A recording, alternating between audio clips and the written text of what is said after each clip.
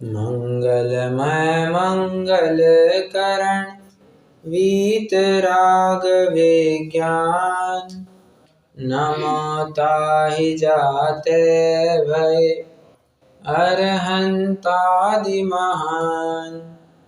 करि मंगल करि हो महा, ग्रंथ करन को काज। जात मिले समाज सब, पावे निज पद राज।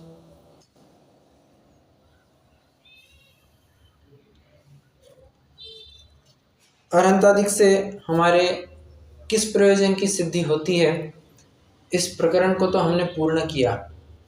तत्पश्चात वह मंगल रूप क्यों है, वे उत्तम क्यों है, वे शरण क्यों है, इसकी भी चर्चा की। हालांकि उत्तम और शरण की बात तो आई नहीं थी, परंतु मंगल कहते से ही उत्तम और शरण की भी बात शामिल समझ लेनी चाहिए। इतनी तो बात हम बचपन से पढ़ते आ रहे हैं। जब भी चत्तारी मंगल कहा है तो सिर्फ चत्तारी मंगल नहीं, और चत्तारी उत्तम, चत्तारी शरण की भी बात आती ही आती है। ध्यान रखना, चत्तारी मंगल में चत्तारी मंगलम, अरहंता मंगलम, सिद्धा मंगलम, साहू मंगलम, केवली पण्णत्तो धम्मो मंगलम। वहां पर ऐसा नहीं कहा केवली पण्णत्तो धम्मा मंगलम, धम्मा नहीं कहा, धम्मो मंगलम। मतलब एक होए तृण काल मा परमारथ नो पंथ, धर्म तो एक ही होगा, कोई अलग अलग नहीं होंगे। कोई कह रहा है कि मेरा सही है, कोई कह रहा है कि मेरा सही है, नहीं। यहाँ पर दो ही ऑप्शन है, या तो सही या तो गलत। या तो तुम सही होंगे या तो तुम गलत होंगे, बराबर।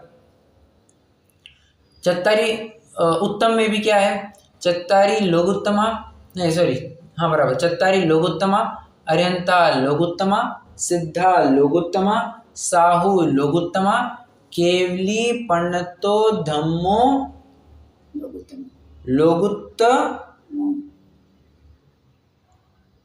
क्या है पूरा कीजिए, केवली पण्णत्तो धम्मो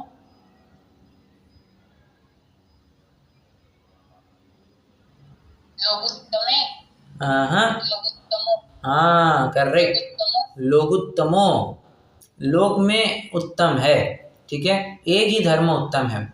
और शरण की भी बात क्या है, चत्तारी शरणम पवज्जामि, अरहंते शरणम पवज्जामि, सिद्धे शरणम पवज्जामि, साहू शरणम पवज्जामि, केवली पण्णत्तम धम्मम शरणम पवज्जामि। केवली पण्णत्तम धम्मा, ऐसा नहीं कहा, धम्मो ये नहीं कहा, धम्मम एक वचन, एक वचन में प्रयोग किया है। इससे बात सिद्ध होती है कि अरहंत तो बहुत सारे हैं, सिद्ध भी बहुत सारे हैं संख्या में, आचार्य उपाध्याय साधु भी संख्या में बहुत सारे हैं, किंतु धर्म तो एक ही है। जिस आश्रय से ये पंच परमेष्टि बनते हैं वो स्वरूप तो एक ही होगा, वो वितराग विज्ञानपना तो एक ही होगा, उसके लिए कोई भी जुड़वा उसका संभव ही नहीं है। वन एंड ओनली वन, वितराग विज्ञानता। अब अपना प्रकरण चलने वाला है, हम पेज नंबर 8 पर आकर के रुके हैं। प्रकरण चलने वाला है मंगलाचरण करने का कारण। अभी क्या अभी पहला प्रकरण क्या चला,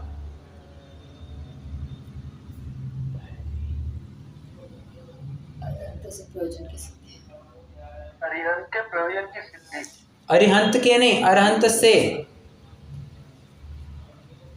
ठीक है। तो अरहंत से प्रयोजन की हाँ, तो अरहंत से प्रयोजन की सिद्धि, एक मिनट हाँ जरा,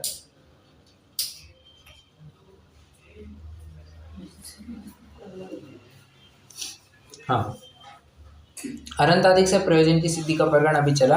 अब प्रकरण चलने वाला है मंगलाचरण करने का कारण। हाँ, जिन्हें हमने मंगल स्वरूप माना है, उत्तम स्वरूप माना है, जिन्हें हमने शरण रूप माना है, उनको याद करने का क्या कारण, मंगलाचरण करने का क्या कारण, ठीक है। तो यहाँ पर कुछ एनालिसिस की जा रही है। लगभग 2 पेज में ये प्रकरण चलने वाला है, बहुत ही शानदार प्रकरण रहेगा, शांति से सुनते जाइए, हम एक एक विषय को, एक एक पैराग्राफ को आगे डील करते जाते हैं। सबसे पहला पैराग्राफ एक बार फटाफट पढ़ लेते हैं। यहाँ कोई पूछे कि प्रथम ग्रंथ के आदि में मंगल ही किया, सो क्या कारण है? उसका उत्तर, सुख से ग्रंथ की समाप्ति हो, पाप के कारण कोई विघ्न न हो, इसलिए यहाँ प्रथम मंगल किया है। दो कारण क्या दिए हैं? दो कारण मुँह जबानी याद होने चाहिए। सुख से ग्रंथ की समाप्ति, पाप के कारण कोई विघ्न ना हो। फिर से, सुख से ग्रंथ की समाप्ति और पाप के कारण कोई विघ्न ना हो। रिपीट कीजिए कोई तो भी। सुख से ग्रंथ की समाप्ति, पाप के कारण कोई विघ्न ना हो। और फिर से एक बार, कोई भी।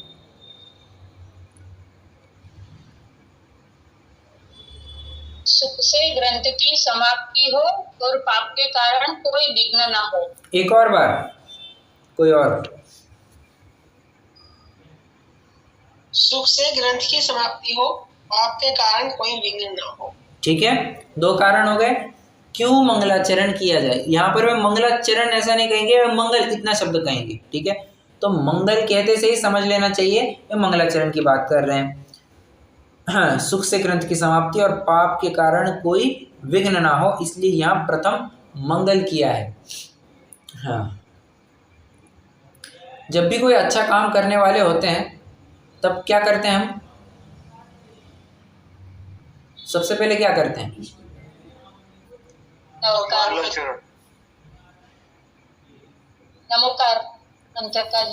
नमोकार मंत्र का जाप करते हैं। कोई कहते हैं मंगलाचरण करते हैं को, और सामान्य शब्दों में क्या ना हो तो अपने इष्ट देव को याद करते हैं। बराबर। तो ये क्या है? मंगल जो पाप को गलावे और पुण्य को लावे, तो ऐसा कार्य करने जा रहे हैं, ऐसा बड़ा कार्य, करी मंगल करी हो महान कार्य यहाँ पर किया जाने वाला है। तो इस महान कार्य को जब करने वाले हैं तो कुछ अच्छी शुरुआत तो क्यों ना हो। कहा जाता है well begun is half done. आपने शुरुआत अच्छी कर ली, मान के चलो आपका आधा काम हो गया है। हाँ, ये दूसरा एस्पेक्ट है कि गाफिल मत हो जाना, बचा हुआ आधा काम भी बाकी है। परंतु एक कहने की बात है, आपने अच्छे से शुरुआत की है, आप निर्विघ्न रूप से वो ग्रंथ पूरा करेंगे। ठीक है, प्राइमा फेसी इन जनरल ऐसा है। ठीक है, मंगलाचरण क्यों करते हैं? ग्रंथ की समाप्ति के लिए, सुख से ग्रंथ की समाप्ति और पाप के कारण कोई विघ्न ना हो। ठीक है, कुछ अच्छा करते हैं। ओ हाँ, कैडबरी डेयरी मिल्क की भी ऐड है ना क्या? डेयरी मिल्क की भी ऐड आती है। कुछ अच्छा करते हैं, कुछ अच्छा करते हैं। नहीं।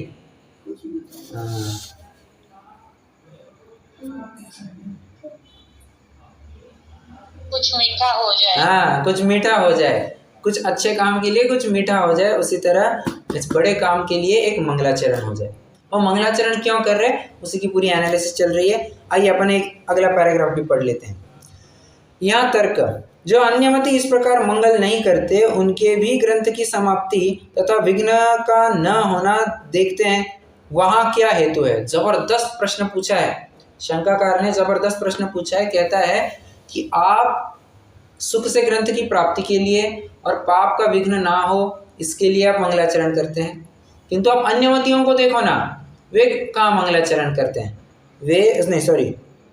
बराबर, वे भी मंगलाचरण नहीं करते हैं, फिर भी उनके ग्रंथ पूरे होते हैं और पाप का कोई विघ्न नहीं आता। जैसे उदाहरण दूं, अथर्ववेद आदि, जो वेद आदि लिखे गए हैं, वे लिखे गए हैं तो हाँ, उसमें अन्यमति है, वे अन्यमति की बात आती है वे वहाँ पर, तो वहाँ पर मंगलाचरण नहीं किया होगा, फिर भी वो पूरे हुए नहीं हुए? बिल्कुल पूरे हुए। और जो भी आपको ग्रंथ के नाम लेने हो, अब वो ग्रंथ के नाम ले सकते हैं और वो पूरे होते हुए मिलेंगे आपको, तो उसमें क्या हेतु देंगे? समझ में आ रहा है? शंकाकार का प्रश्न इसलिए आया है, वे कहते हैं कि आपको अगर सुख से ग्रंथ की पूर्णता करनी है और पाप का विघ्न नहीं लाने देना है, तो आपको मंगलाचरण करना ही होगा। ऐसा शंकाकार का अंडरस्टैंडिंग था और उसने उसके आधार से एक प्रश्न पूछा कि सुख की प्राप्ति और सुख से ग्रंथ की पूर्णता और पाप का विघ्न ना हो, ये कंडीशन तो अन्य मतियों के एक बिना मंगलाचरण के दो पूरी होती हुई देखी जाती है। तो इसमें आप क्या तर्क देंगे? प्रश्न समझ में आया सभी को? समझ में आया तो ही मैं आगे बढ़ूंगा। हाँ जी। ओके, उसका समाधान करते हैं। अन्य मति जो ग्रंथ करते हैं उसमें मोह के तीव्र उदय से मिथ्यात्व कषाय भावों का पोषण करने वाले विपरीत अर्थों को धरते अर्थात रखते हैं, इसलिए उसकी निर्विघ्न समाप्ति तो ऐसे मंगल किए बिना ही हो। क्या कहा? कहते हैं वहां पर जिक्र किसका किया जाएगा? जो अन्य मति के ग्रंथ है वहां पर वितराग विज्ञानता का पोषण किया जाएगा या अन्य का पोषण किया जाएगा? अन्य का पोषण किया जाएगा। अच्छा, अगर वितरक विज्ञान का पोषण करने वाले होते तो क्या होता? गुगली, तो ऐसा ग्रंथ ही नहीं लिखते। ओके, ऐसा ग्रंथ ही नहीं लिखते। और एक और तर्क है,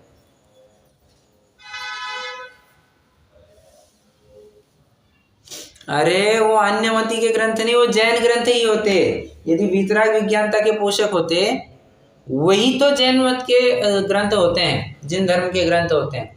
जहां पर भी आपको वितराग विज्ञानता नहीं मिली, वो जिनागम का ग्रंथ नहीं समझना। यहाँ पर राग द्वेष आदि के पोषण की बात मिली, कंक्लूजन भी यही निकाला जाता है कि राग द्वेष आदि करो, तो ऐसे ग्रंथ तो नहीं पढ़ने चाहिए। ठीक है, हाँ, अपन कहाँ थे? हाँ, ये अन्य मति भी मंगलाचरण नहीं करते हैं, फिर भी उनके ग्रंथ पूरे होते हुए देखे जाते हैं। कारण इतना सही है कि वहां पर वितराग विज्ञानता का पोषण नहीं होता है। एक वहां पर मोह राग क्या है, हाँ बराबर, मोह के तीव्र उदय से मिथ्यात्व आदि कषाय भावों का पोषण करने वाले विपरीत अर्थों को धरते हैं। तो मिथ्यात्व का तीव्र उदय पाया जा रहा है यहाँ पर। मोहनीय कुछ का कुछ समझता है, उल्टा समझता है, जो समझना चाहिए था वो नहीं समझता है। ऐसे में वो ग्रंथ लिखेगा तो सही लिखेगा या गलत लिखेगा? भले ही वो मंगलाचरण नहीं कर रहा होगा, ग्रंथ पूरा होता होगा, परंतु वो सही तो नहीं कहा जाएगा। अभी एक उदाहरण याद आया था मेरे दिमाग में।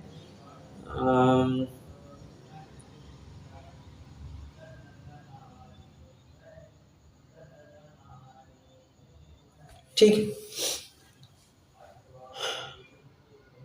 इसलिए उसकी निर्विघ्न समाप्ति तो ऐसे मंगल किए बिना ही हो। यदि ऐसे मंगलों से मोह मंद हो जाए तो वैसा विपरीत कार्य कैसे बने? कहते हैं ये जितनी भी अन्य विपरीत बातें लिखते हैं वे किस प्रकार लिख पाते हैं? क्योंकि मोह का तीव्र उदय होता है, मिथ्यात्व का उदय पाया जाता है, इसलिए ये विपरीत बातें लिखते हैं। और एक बात तो अपन देख ही चुके हैं कि मोह मतलब क्या, मिथ्यात्व मतलब क्या। मिथ्यात्व माने उल्टी मान्यता, वस्तु जैसी नहीं है उसको वैसा मानना, या वस्तु जैसी है उसमें फेरबदल करके उस रूप नहीं मानना, इसको मिथ्यात्व कहते हैं। उसको उस रूप नहीं जानना, ये मिथ्या ज्ञान कहलाता है आदि। समझ में आ रहा है? कहने का तात्पर्य यही है, हाँ, मोह का उदय होगा और मोह के उदय में जीव कभी भी निर्मोहता की बात नहीं कर सकता है। जाहिर सी बात है, एक जज है, एक वो जज को भी क्या कहे, न्यायाधीश है, जिसके खुद के बेटे की केस उनके सामने आई है। अगर वे बच्चे के प्रति थोड़ा सा इंक्लाइंड हो जाए, थोड़ा सा पार्शियल हो जाए, तो क्या होगा? क्या उसको एक्सेप्ट करेंगे?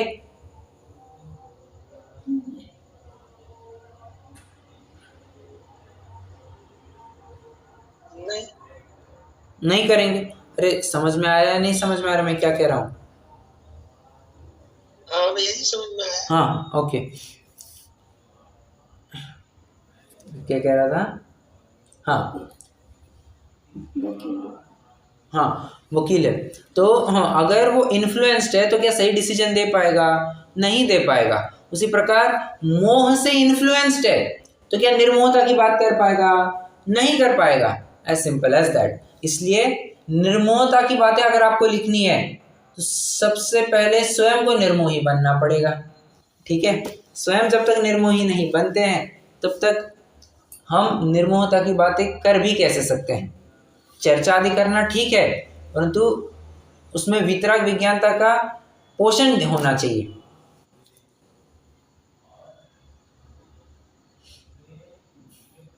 आगे कहाँ गया? हाँ, इसलिए उसकी निर्विघ्न समाप्ति तो ऐसे मंगल किए बिना ही हो। यदि ऐसे मंगलों से मोह मंद हो जाए तो वैसा विपरीत कार्य कैसे बने?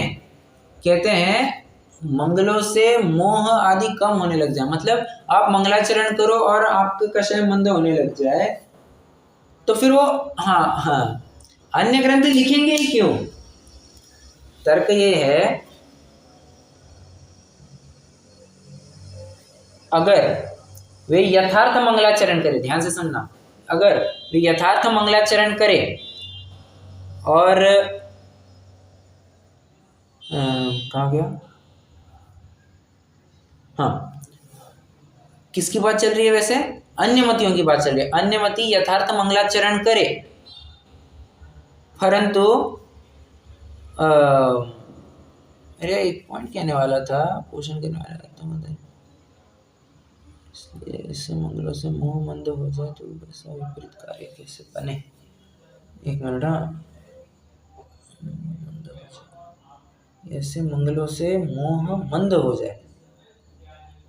हाँ, तो कहना चाह रहे हैं यदि वे यथार्थ मंगलाचरण करे तो विपरीत ग्रंथ क्यों लिखेंगे? समझ में आ रहा है? ये तर्क कितने जनों को समझ में आया? जब तक वो मोह का उदय चलता रहेगा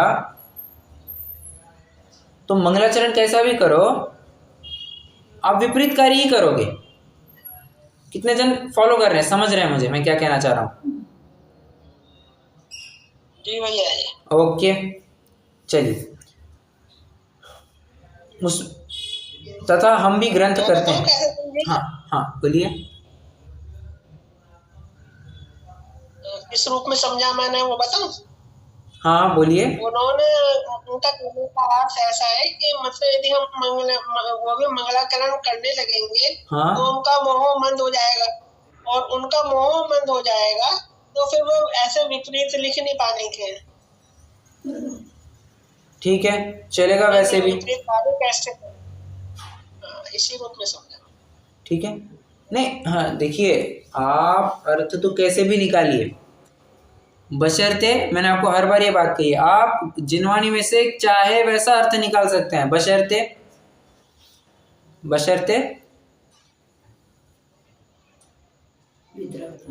हाँ। गलत निकला? क्या क्या? गलत अर्थ निकाला मैंने? नहीं, मैं वो नहीं कह रहा हूँ, मैं तो इन जनरल बात कर रहा हूँ। मैं तो औरों को भी ऐसे प्रेरणा कर रहा हूँ कि और ऐसे नए ग्रंथ, नए अर्थ निकालते जाइए, कोई दिक्कत वाली बात नहीं है। बशर्ते, मैं तो शर्त पूछ रहा हूँ कि आप चाहे वैसा अर्थ कर सकते हैं, बशर्ते आपके वचनों में से वितरागता प्रस्फुटित होनी चाहिए, वितराग विज्ञानता की बात आनी चाहिए। ठीक है, फिर आप चाहे वैसा अर्थ कीजिए, वितरागता की मर्यादा आप नहीं लांघते, आप हर जगह सेफ हैं। ओके। तथा हम भी ग्रंथ करते हैं, उसमें मोह की मंदता के कारण वितराग तत्वज्ञान का पोषण करने वाले अर्थों को धरेंगे अर्थात रखेंगे। उसकी निर्विघ्न समाप्ति ऐसे मंगल करने से ही हो। देखो बात क्या कही है, उसमें मोह की मंदता के कारण वितराग तत्वज्ञान का पोषण करने वाले अर्थों को धरेंगे रखेंगे, उसकी निर्विघ्न समाप्ति ऐसे मंगल करने से ही होगी। यदि ऐसा मंगल न करे तो मोह की तीव्रता रहे, तब ऐसा उत्तम कार्य कैसे बने? मतलब मोह की तीव्रता में ऐसे बड़े बड़े कार्य हो ही नहीं सकते हैं। मोहनिया आपको आगे बढ़ने ही नहीं देता है, ये उसकी एक बहुत बड़ी खूबी है। खुद भी आगे नहीं बढ़ेगा न दूसरों को आगे बढ़ेगा। वो कहते हैं ना, तो चलते वाले के पैर में टांग अड़ाना, वैसी ही बात है, मोहनिया आगे बढ़ने ही नहीं देता है।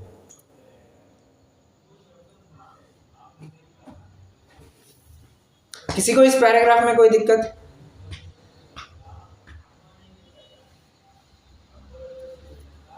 कुछ भी छोटी सी, टांग अड़ाना क्या, वो ठीक से समझ में नहीं आया। अरे मैं कह रहा हूँ, सुन नहीं पा रहे। मैं कह रहा हूँ कि मोहनिया तो क्या है, मार्ग में टांग अड़ाने जैसा काम करता है। आप आगे बढ़ना चाहेंगे, मोहनिया आपको पीछे खींच लेगा या आपको बीच में गिरा देगा।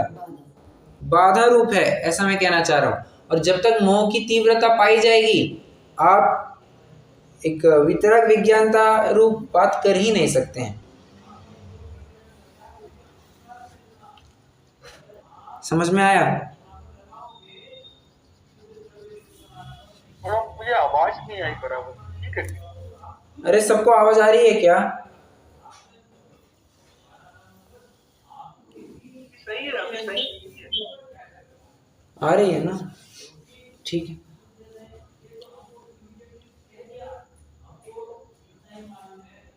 इसके लिए अभी अभी अपन ने जो पैराग्राफ पढ़ा, इसके लिए मैं आपको एक उदाहरण देना चाहूँगा। प्रथमानियों का उदाहरण है, पद्म पुराण का उदाहरण है। पद्म पुराण माने श्री राम कथा, उसके बारे में बात आती है। रावण जो है वो सीता का हरण करके ले जा चुका है, अब युद्ध छिड़ने लग गया है, सब बातें हैं।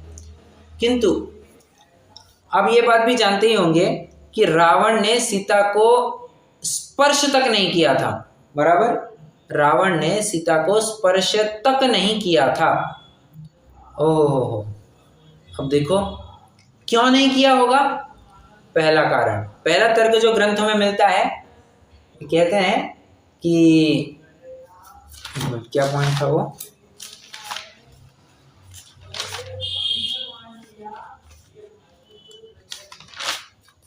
एक तो उन्होंने प्रतिज्ञा ली थी। नहीं, प्रतिज्ञा ठीक है,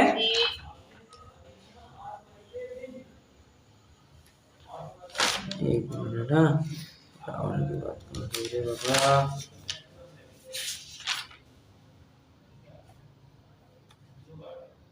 हाँ, बराबर। उन्होंने सीता को स्पर्श भी नहीं किया।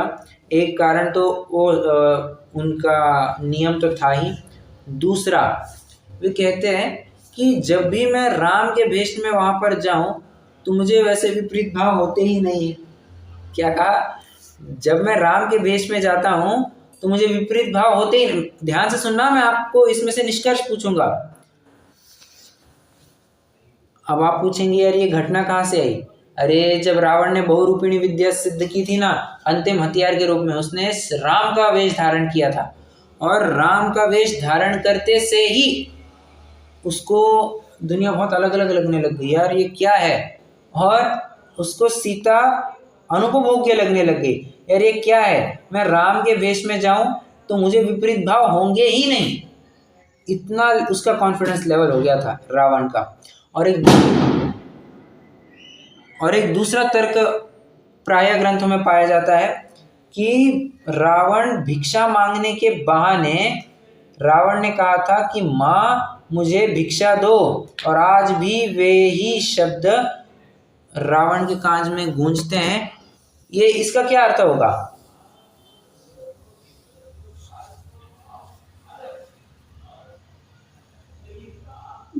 सीता को बोलिए आप। कोई हाँ, नहीं, वही था। क्या कहा? मैंने नहीं सुना आपका। दोनों ही नहीं बोल पाए ना, एक साथ बोले।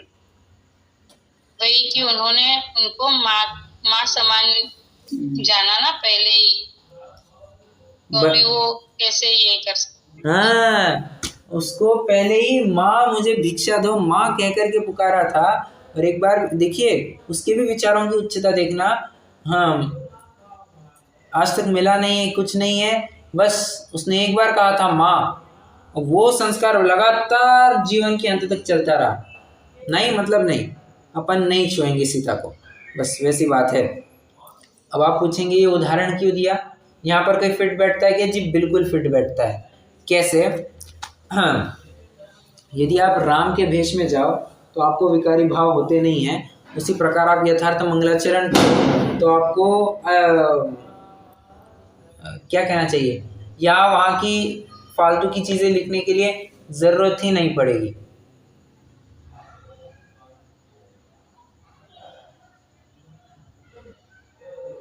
कितने जनों को उदाहरण समझ में आया, उदाहरण और सिद्धांत, या नहीं समझ में आया?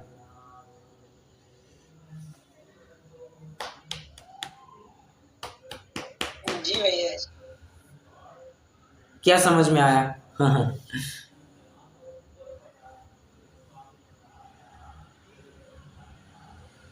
मतलब जैसे रावण यदि राम के वेश में जाता था तो उसको सीता भोग्य लगती थी, उसी तरीके से जो मंगलाचरण करते हैं तो उसके मन में विचार आते ही नहीं। बराबर। मैं एक और पॉइंट कहने वाला था।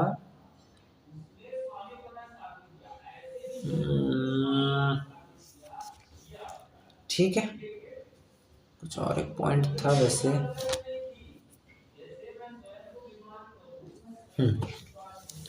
अब इतना तो प्रकरण अपन ने पढ़ लिया। इसके बाद अगर शंकाकार की एक नई शंका इसमें ऐड की जाती, शंकाकार की नई एक शंका इसमें ऐड की जाती, तो शंका क्या पूछता? ये अभी अपन ने सब देखा कि सुख से ग्रंथ की प्राप्ति, पाप के कारण कोई विघ्न नहीं होता, और फिर आप जिस प्रकार के भाव करेंगे उस प्रकार से आप प्रोपोगेट भी करेंगे। तो मैं पूछना चाहता हूँ, ये 2 पैराग्राफ पढ़े, इसके बीच में हाँ,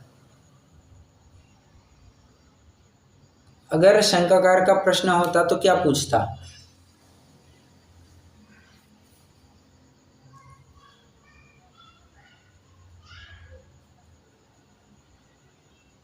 नहीं समझ में आया प्रश्न?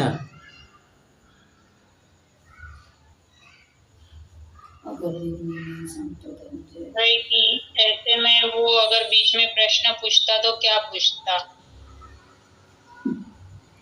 नहीं हाँ, मतलब ठीक है, पर वो प्रश्न क्या हो सकता था?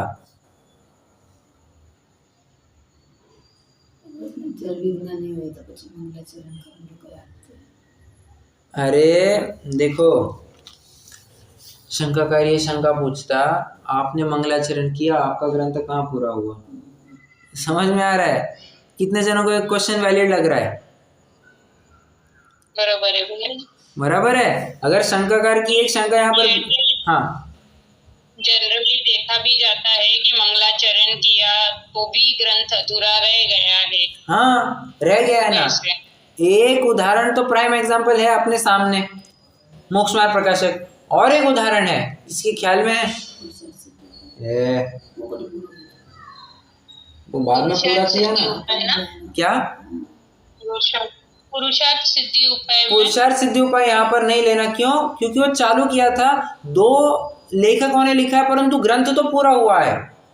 जो ग्रंथ बाद में पूरे करने के लिए प्रयास भी नहीं किए गए, ऐसे ग्रंथ पूछ रहा हूं मैं।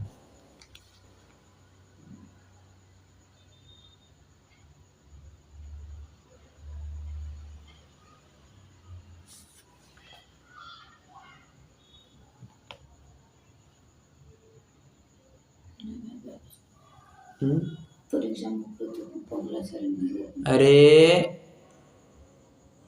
पंचाध्यायी किसका लिखा हुआ है? पंचाध्यायी।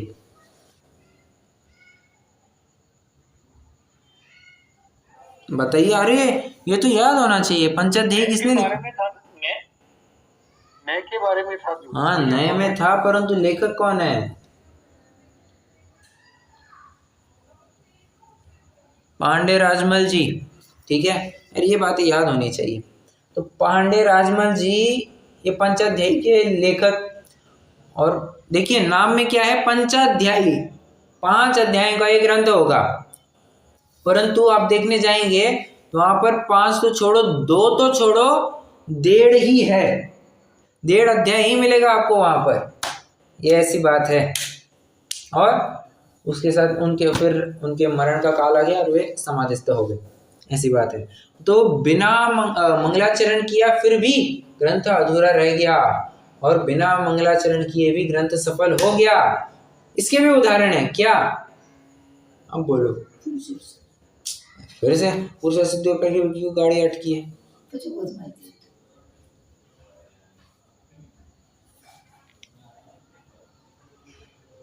परीक्षा हाँ हाँ बराबर। बताइए किस ग्रंथ में मंगलाचरण नहीं है फिर भी निर्विघ्न समाप्ति हुई है?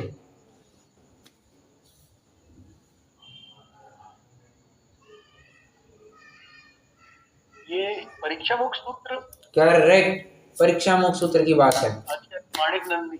हाँ, और एक और ग्रंथ है, बताइए जरा, एक और ग्रंथ है।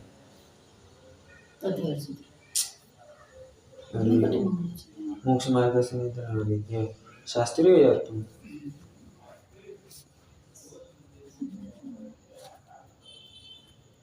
कषाय पाहुड़, कषाय पाहुड़ को भी कोई मंगलाचरण नहीं है बट फुल आपको ग्रंथ मिल जाएगा। ठीक है, कषाय पाहुड़ किसने लिखा हुआ है वैसे?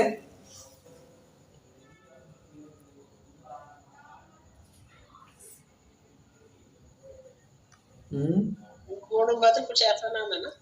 क्या?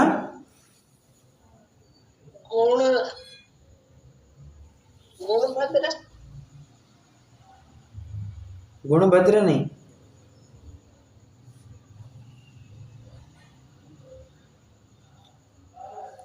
चलिए शब्द है उसमें ना? क्या?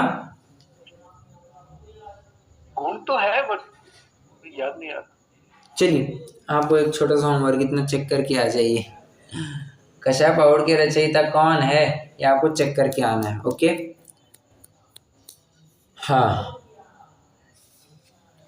क्या करने वाले थे अपन? हाँ, वैसे चाहूँ तो अभी रोक भी सकते हैं अपन, चाहे तो रुक भी सकते हैं क्योंकि अगला जो प्रकरण है वो टोटली डिफरेंट है, वह टोटली डिफरेंट है। कल उसको ज़रूर कवर किया जाएगा। तो एक काम करते हैं, कल ही लेते हैं। अभी पुनश्च वह कहता है कि पेज नंबर 8 से कल कंटिन्यू करते हैं। प्रकरण थोड़ा सा अलग भी पड़ जाएगा, फिर देखते हैं अपन। ओके,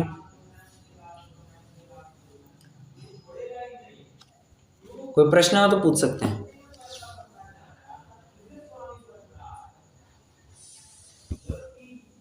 आज यहीं तक रहने देते हैं बस। हाँ, आज यहीं तक रहने देते हैं।